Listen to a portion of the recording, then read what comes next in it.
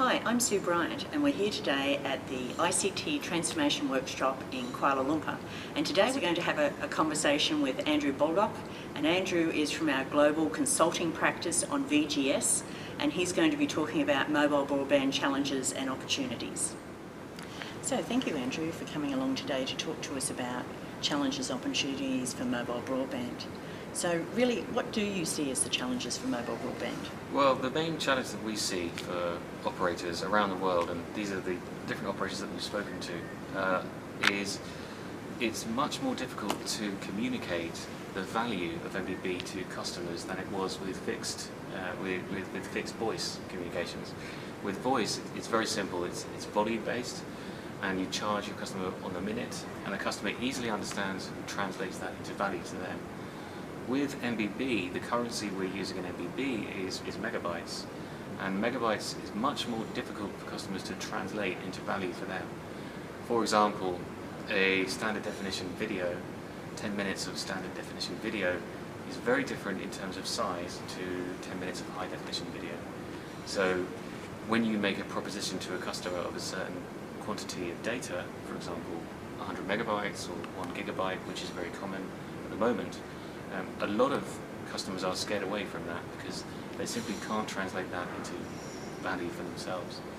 So what we're doing with VGS is trying to help operators to monetize more effectively on their MBB network and on the services they provide customers. Mm-hmm. So really, how do you propose VGS is going to help the customer moving forward?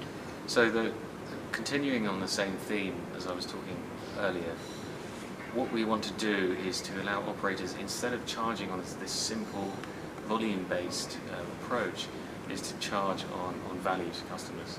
For example, charging for number of songs downloaded, charging for number of minutes of voice over IP, or charging for number of minutes of live streaming TV, for example, which requires a number of policy and charging elements within the network and software components to support that, and that's effectively what we provide with VGS.